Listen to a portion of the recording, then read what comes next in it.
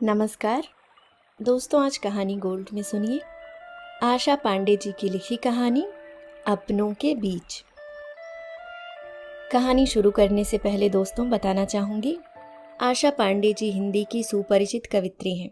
इतिहास में एमए और पीएचडी करने के बाद भी आपकी साहित्य में गहरी रुचि है। दोस्तों, आशा पांडे जी कविता रचती हैं, कहानी लिखती हैं। महाराष्ट्र राज्य हिंदी साहित्य अकेडमी ने उन्हें मुंशी प्रेमचंद पुरस्कार से सम्मानित किया है। तो आइए सुनते हैं कहानी अपनों के बीच। गर्मी में झुलसता मई का महीना, जीवन मरण के बीच झूलती अम्मा। सबको खबर कर दी गई थी कि अम्मा अब नहीं बचेंगी। ये शायद उनकी अंतिम बीमारी होगी।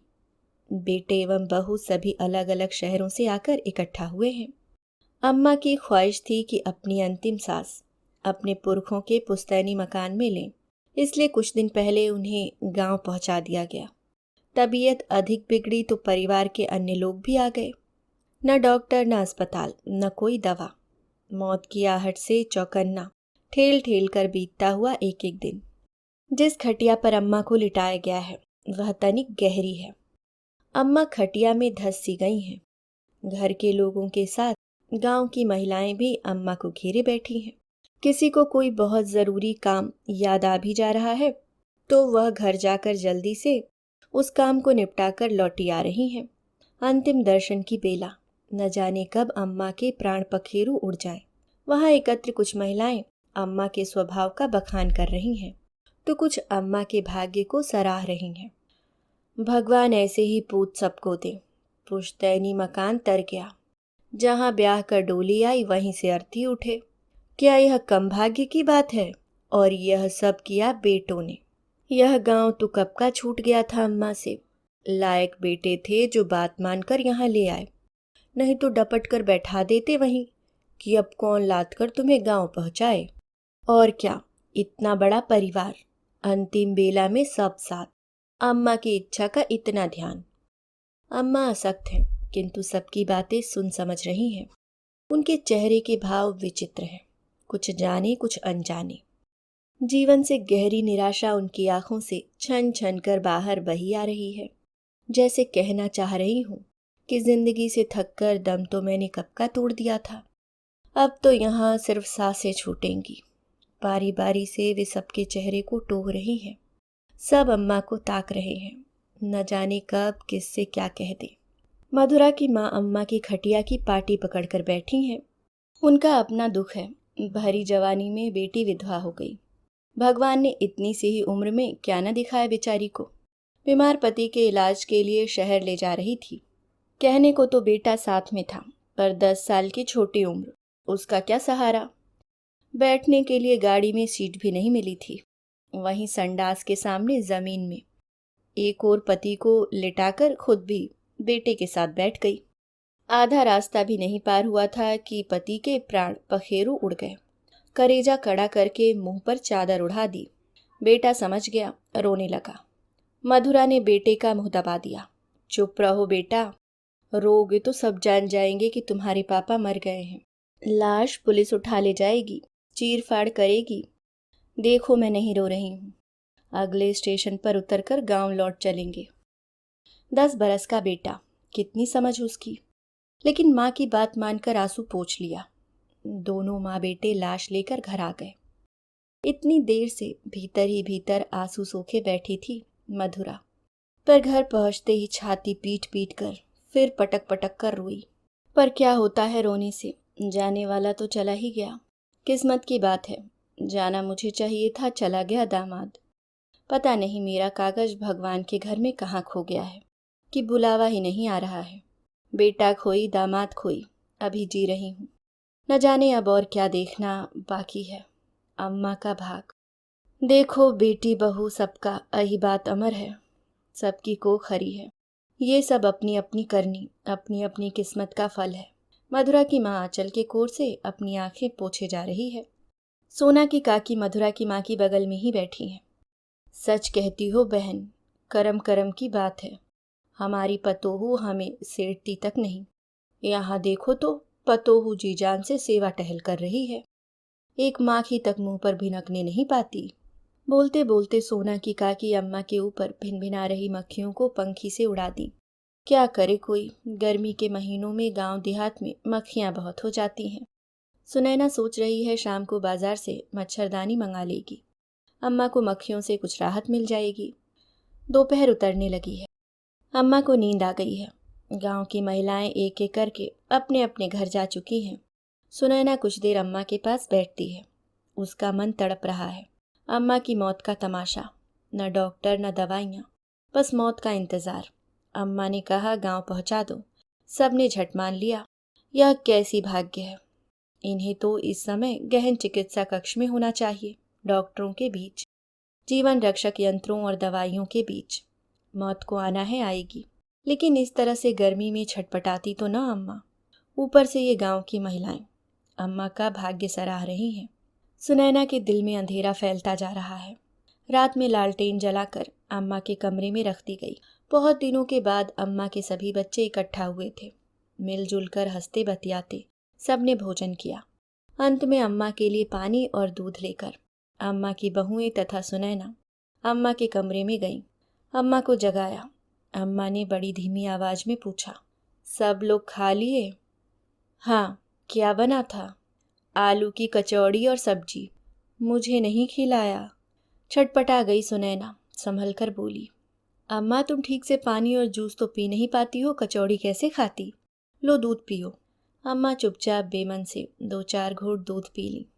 खटिया के तल से चिपकी अम्मा एक रात और बिताई गई। भोर की किरण अभी पूरी तरह फूटी भी न थी कि गूं गूं करती अम्मा की आवाज पूरे घर में गूंज गई। एक एक करके सब भागे अम्मा के कमरे में। अम्मा उल्टा ब्लाउज पहन रखी हैं। कल शाम तक तो ऐसा नहीं था। तो क्या रात में अम्मा ब्लाउज उतार कर फिर से पहनी? हाथ उठाने तक में तो असमर्थ हैं। कैसे उठी होंगी रात में? शायद बहुत गर्मी लगी होगी रात में। लोटे का पानी भी पूरा खाली है। अम्मा ने किसी को आवाज क्यों नहीं दी? क्या अम्मा की आवाज नींद में पड़े लोगों को सुनाई ही नहीं दी? अम्मा ने कितनी बेचैनी महसूस की होगी। बेटे बहू सकते में हैं। सबको अपने आसपास देख अम्मा कुछ कह रही हैं, पर साफ साफ कुछ समझ में नहीं आ रहा है। कुछ देर सुनने के बाद ऐसा लगा कि शायद अम्मा चाय मांग रही हैं। चाय बनकर अम्मा के पास लाई गई। उन्हें पिलाने का प्रयास किया जाने लगा। उन्होंने खुद चाय पीने से इनकार किया तथा बेटों को चाय देने का इशारा किया। सुनैना की आंखें भर आईं तो बेटों के चाय के लिए परेशान थी अम्मा। अम्मा के मुंह में भी चाय डाली गई, पर घूंट भर भी चाय अम्मा न निगल सकी। सब निकलकर बाहर आ गई। मधुरा की माँ का कहना है कि अब क्यों जोहते हो बाट, मौत एक कदम और नजदीक आ गई है। उतारो इन्हें खटिया से नीचे, आंगन लिपवा कर वहीं लिटा दो, कुछ धर्म कर्म करवाओ। सुनैना तड़प उठी। आंगन में कितनी गर्म हवा लग रही है, वहां तो अम्मा की तबीयत और खराब हो जाएगी। का बिटिया, माया मोह छोड़ो, अब और क्या तबीयत खराब होगी। अब तो जो होना था सो हो चुका। तुम्हारी माँ लक्ष्मी थी, अब चली अपने धाम। अब का गर्म हवा का ठंडी हवा, सब बराबर है। कुछ भी बोलती हो काकी, अम्मा अभी जीवित हैं, जीते जी मार डालोगी उन्हें? ऐसे ही होता है बेटा, घटका लग चुका है, उल्टी सांस शुरू है, बस घंटा 2 घंटा और। इतनी उम्र यही सब देखते सुनते बीती है, आभास लग जाता है बेटा। अपनी बात को वजनदार बनाकर गर्व से चमकती आंखों को घुमाते हुए मधुरा की माँ ने अपनी बात पूरी की। उनके अनुभव का सुनैना पर कितना असर पड़ा यह तो नहीं पता, किंतु सुनैना ने अम्मा को चारपाई से नीचे नहीं उतारने दिया। ऊबड़ खाबड़ जमीन, सिर्फ दरी पर, रत्ती भर माँ शरीर पर नहीं बचा है। किसके सहारे सह पाएंगी अम्मा जमीन का इतना कड़कपन? सूरज की अम्मा को अलग ही चिंता सता रही है। सुनैना की ओर खिसकते हुए उन्होंने बड़े धीरे से पूछा, कुछ लेन देन बता पाई कि नहीं? मतलब? अरे यही कि किसी को कुछ उधार पाती दी हो तो। एक दीर्घ निश्वास ली सुनैना ने। मन में आया कि कह दे, हाँ बताई है, तुम्हारा ही नाम बताया है कि सूरज की अम्मा को 10,000 रुपया उधार दी हूँ, जो उन्होंने अभी तक नहीं लौटाया है। पर समय की नजाकत समझ क्रोध को भरसक दबाते हुए चुप रह गई।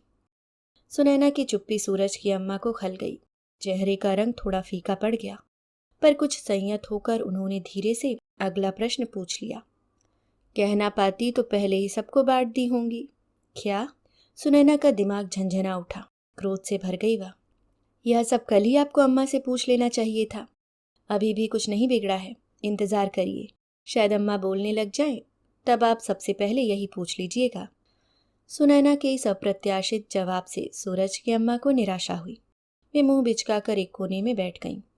सुनैना खुश है, चलो छुट्टी मिली, अब नहीं पूछेंगी कुछ। अम्मा आंखें मूंदे बिस्तर पर लेटी हैं। सांस की गति कुछ बढ़ गई है। सांस लेते और छोड़ते समय घर घर की आवाज भी आ रही है। बेटे अम्मा को घेरे बैठे हैं। बहुएं रसोई में भोजन बनाने में जुटी हैं। थोड़ी थोड़ी देर पर अम्मा को भी देख जा रही हैं। गांव की महिलाओं का आना जाना शुरू है। चाचा जी आ गए हैं। उनके सामने सुनैना का कुछ नहीं चल रहा है। आंगन के एक कोने में लीप पोत कर वहां एक दरी पर अम्मा को लिटा दिया गया है।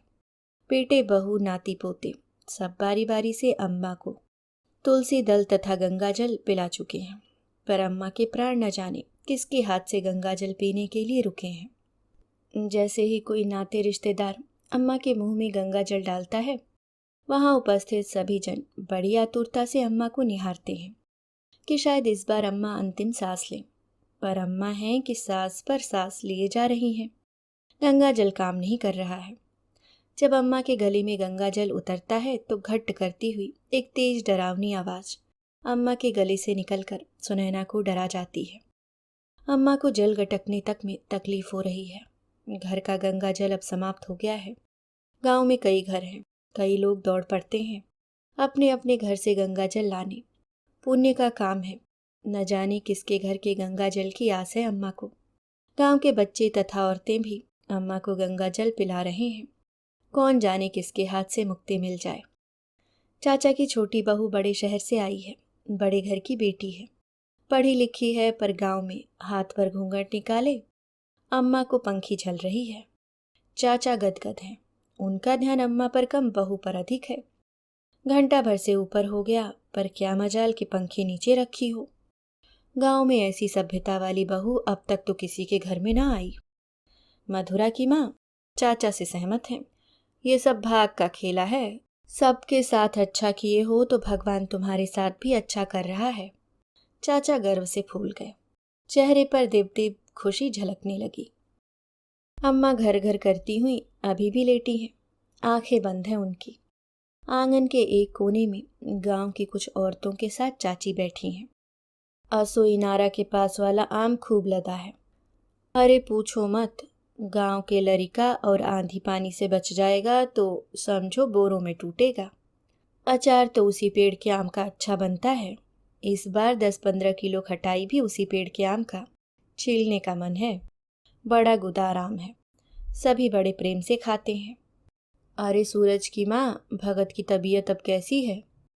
ठीक है, बरम बाबा की मार है। जब उठा के पटक दिए हैं तो 2-4 दिन तो ठीक होने में लगेगा ही।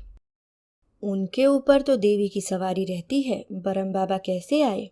अपने दर्द हो रहे घुटने को हाथ से दबाते हुए चाची ने अपनी जिज्ञासा व्यक्त की। अरे क्या कहें, भाई ने लवांग में झाड़ फूक के खिला दिया। बस भगत का लवांग खाना की पटकनी खाकर बेहोश होना। वो तो मुन्ना साथ गया था, उठाकर घर लाया। बस तब से घंटा 2 घंटा पर बरम बाबा की सवारी आ जा रही है। पीपल के नीचे बड़ी पूजा देने को बोले। 2 जोड़ जनेऊ, 4 जोड़ खड़ाऊं, सब चढ़ाई, तब कहीं जाकर शांत हुए हैं बरम बाबा। क्या कहें, अब अपने घर परिवार के लोग ही जड़ काटने पर उतारू हैं। तो जग्गी की घरवाली को पिछली रात बेटा हुआ है। जग्गी की माँ इस अवसर पर उदास बनने की लाख कोशिश कर रही है, लेकिन खुशी है कि लरचते हुए होठों पर तैर ही जा रही है। मधुरा की माँ ने उनकी ओर देखा तो वे किलक उठी। रात भर जागी हूँ बहन, इसलिए औंघई लग रही है। सुनी तो होगी, जग्गी की दुल्हन को बेटा हुआ। हाँ, कल सोहर की आवाज तो आ रही थी, किसको पड़ा है बच्चा। एकदम जग्गी की तरह है। बस समझ लो जग्गी छोटा होकर फिर से आ गया। चलो अच्छा हुआ, नाती को तेल बुकवा करने का सुख अब तुमको भी मिलेगा। हाँ बहन, तरस गई थी। सब आप लोगन का आशीर्वाद है। बड़ा चंचल निकलेगा बच्चा। रात में पैदा हुआ, सवेरे से आंख घुमा घुमा कर टुकुर टुकुर ताके जा रहा है। सच बहन बड़ा सुंदर है, एकदम गोर भभूका। अंग्रेज भी शर्मा जाएं उसकी गोराई से। अम्मा के गले की आवाज अब थोड़ी अधिक तेज हो गई। आंगन, कमरा और गलियारे में बैठे लोग मुंडे उठाकर एकदम सतर्क हो गए। सरला की महतारी चाची से पूछ रही है, काम क्रिया तो यहीं से करेंगे या शहर से करने का मन है? क्या पता, करना तो यहीं से चाहिए, पर कुछ कह नहीं सकते, शहराती हैं सब। अब जब मौत यहाँ होगी तब काम क्रिया शहर से क्या करेंगे? मधुरा की महतारी धोती को माथे तक खींचते हुए धीरे से बोली, काहे नहीं, दाग वहीं जाकर दे सकते हैं। तुम्हारी तो सगी जेठानी है, तुम्हें तो पता होगा कि कहाँ से करेंगे। मुझसे कौन बताता है? चाची मुंह बिचकाते हुए बोली। वैसे चाची गहरे तनाव में है, दामाद आए हैं, कल बेटी की विदाई है। अगर मरनी करनी कुछ हो गई तो सूतक लग जाएगा।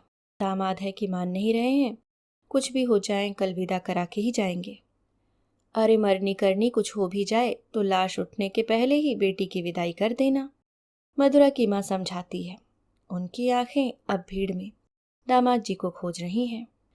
जब नहीं दिखें तो पूछ बैठी, वैसे दामाद जी हैं कहाँ, दिख नहीं रहे हैं? घर पर ही हैं, यहाँ कहाँ अशुभ में दामाद को ले आती। चाची जहाँ बैठी हैं वहीं टोकनी में सब्जी रखी है।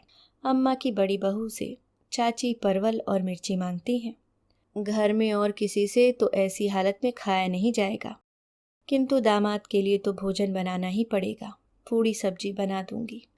सब्जी लेकर चाची अम्मा को पंखा झलती अपनी बहू को इशारा की और धीरे से दोनों वहां से उठकर चली गईं। कोई बच्चा अम्मा को फिर गंगा जल पिला रहा है। अम्मा के गले से तेज आवाज निकलती है। सुनैना तड़प उठती है। बस करो, अब बंद करो यह नाटक। सुबह से अब तक 1 से 1.5 लीटर तक गंगा जल पिला चुके हो तुम लोग। डिब्बे की तलछटी का यह गंगा जल रेती बालू से भरा हुआ। इस नाजुक अवस्था में इतनी रेती बालू पचा पाएंगी अम्मा? कल मरने की तो आज ही मर जाएंगी। कोई डॉक्टर को क्यों नहीं बुलाता? चीखी सुनैना। बड़ा बेटा डॉक्टर बुलाने दौड़ा। चाचा बड़बड़ाने लगे। 4 आखर पढ़ क्या लिए लोग बौरा गए हैं, अब अंतिम बेला में डॉक्टर क्या करेगा भला? अरे चाचा, गौदान करवा दीजिए, वैतरणी उतर जाएगी। मास्टर रघुनाथ ने चाचा को याद दिलाया। सोच तो मैं बहुत देर से रहा हूँ, लेकिन बछिया गांव में किसके घर है? कहते हैं बछिया का गौदान ज़्यादा फलित होता है। क्या चाचा भूल गए? पिछले महीने ही तो अपनी गैया ने बछिया दिया था। अरे हाँ यार, तो फिर तुम बेचोगे अपनी बछिया? बेचने का क्या है चाचा, मुझसे खरीद कर पंडित को दान कर दो, मैं पंडित से फिर खरीद लूँगा। गौदान भी हो जाएगा, बछिया का खूंटा भी नहीं सोना होगा। कह तो ठीक रहे हो, कितने में बेचोगे? अब मोल भाव का समय थोड़े ही है चाचा, काकी का प्राण अटका है, दे देना 1000 रुपये, अधिक क्या बोलूं। चाचा के नज़दीक आकर सिर खुजाते हुए रघुनाथ धीरे से बोले, 1000 रुपये? धर्म कर्म का काम है रघुनाथ, बछिया का सही दाम लगाने की क्या ज़रूरत है? तुम मुझे 1000 में बेचोगे, फिर पंडित से 100 रुपये में खरीद लोगे। 900 रुपये टेंट में दबाने का इरादा है। धीरे बोलो चाचा, ये सब सहराती अमीर लोग, थोड़ा हमें भी फायदा हो जाएगा। आपके जेब से तो कुछ मांग नहीं रहा हूँ, हमको तुमको तो यहीं रहना है गांव में। समझ गया, जाओ बछिया खोल कर ले आओ। बछिया दरवाजे पर आ गई। चाचा अम्मा के बड़े बेटे से मास्टर रघुनाथ को 1000 रुपये दिलवा दिए। घंटा 1.5 घंटा और बीता। अम्मा की सांसों की आवाज़ और गति दोनों धीमी होने लगी। अब तक डॉक्टर भी आ गया। नाड़ी देखकर आँख की पुतलियाँ खोलकर जांच किया और बिना कुछ कहे बाहर चला गया। औरतें रोने चिल्लाने लगीं। अम्मा को बाहर लिटा दिया गया। बाहर अम्मा की चारपाई से कुछ दूरी पर 2-4 कुर्सियाँ लगी हैं। एक खटिया भी बिछी है जिस पर अम्मा के बेटे, चाचा तथा गांव के अन्य लोग बैठे हैं। चाचा ने जुबान खोली। अच्छा हुआ कि इस बार पेड़ पर कटहल खूब लदा है। कोहड़ा रामबरन के घर से आ जाएगा। तेरही में कटहल और कोहड़ा की सब्जी कर दिया जाएगा। गेहूं तो 4 बोरा लग ही जाएगा पूड़ी कचौड़ी बनाने में। शाम गहराने लगी है। मौत का साया पूरे घर में साए साए कर भन्ना रहा है। सुनैना कमरे की खिड़की से खिड़की के बाहर चुपचाप लेटी अम्मा को निहार रही है। दिन भर अपनी एक एक सास के साथ लड़ती अम्मा अब एकदम खामोश हैं। पता नहीं लड़ाई जीतकर या हार कर। अभी आप सुन रहे थे आशा पांडे जी की लिखी कहानी अपनों के बीच। दोस्तों, अगर आपको कहानी पसंद आई हो तो वीडियो को लाइक ज़रूर करें और अगर आप चैनल पे नए हैं तो सब्सक्राइब करना ना भूलें। धन्यवाद।